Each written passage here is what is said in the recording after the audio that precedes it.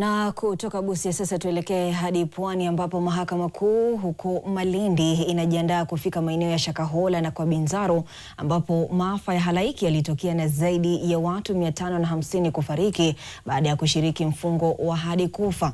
Kwa sasa Jaji Wendy Kagendo anaendelea kusikiza ushahidi kutoka kwa baadhi ya waathiriwa wa janga hilo ambao baadhi bado hawajapata wapendwa wao hadi wa leo. Kevin Mutai anaungana nasi moja kwa moja kutoka Malindi. Mtai, sokani kwako. Naam, shukran sana Ruga. Kwa sasa mahakama hii ya Malindi ambayo inaongozwa na Jaji Wendy Kagendo imeweza kuchukua mapumziko ya dakika 45 kabla ya kurejea, kumbuka kwamba ni kesi ama itakuwa ni mara ya kwanza kwa mahakama kuweza kufika katika eneo la tukio, hasa wakipanga kuanza na sehemu ya Furunzi na maeneo ambayo yanaaminika waliongoza dhehebu hii ama imani hii potovu ya kufunga hadi kufa samahani, walikuwa wanatumia ili kuweza kuwapokea waathiriwa kabla ya kuwasafirisha kwenda hadi kichakani Shakahola na hata kwa Binzaro ili kuweza kushiriki katika mfungo huo wa hadi kufa. Kubwa kwamba hapa kuanzia mida ya asubuhi, mtazamaji, kumekuwa tuna baadhi ya ushahidi ambao wameweza kufika mbele ya mahakama kuweza kutoa taarifa na ushahidi wao kuhusu yote ambayo yaliweza kuenea katika maeneo hayo, baadhi yao wakisema kwamba hadi sasa hawajaweza kuwapata wana wao, wakililia mahakama ili kuweza kuwasaidia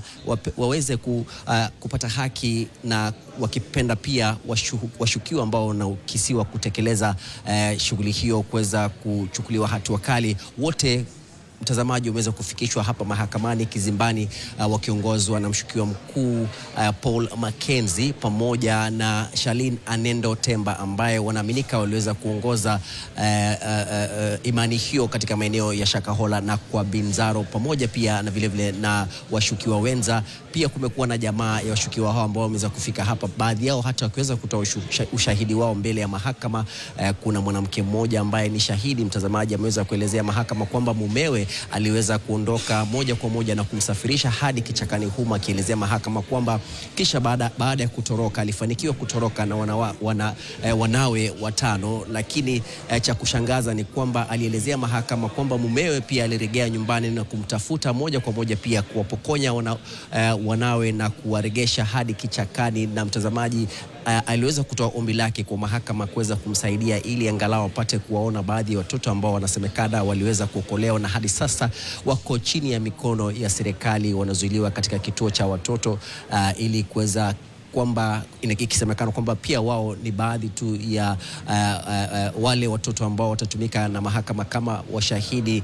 Ni kati yao waliweza kunusuriwa, huku baadhi wakiweza kuangamia, na wazazi waliweza pia kufika na kutoa chembe zao za DNA ili kuweza kusaidia katika ile shughuli ya utambulizi wa mili, ambayo hadi sasa, mtazamaji, kuna baadhi ya wazazi ambao wanasema wamefika hapa mahakamani na kuelezea mahakama kwamba bado hawajapokea matokeo ya utafiti huu ambao uliweza kuongozwa na maabara ya serikali chini ya ulinzi mkali wa maafisa ambao wanaendeza shughuli hii, wakiwemo wale kutoka kitengo cha kushughulikia masuala ya mauaji ama ukipenda homicide.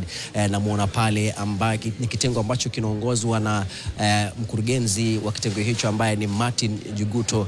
Kwenye picha hizo wanasemezana moja kwa moja na kiongozi wa mashtaka ambaye anasimamia kesi hii ya Mina kutoka eneo hili la Malindi, akiongoza ukanda wote wa Pwani kuhusu masuala ama ofisi ya mkurugenzi wa mashtaka ya umma DPP.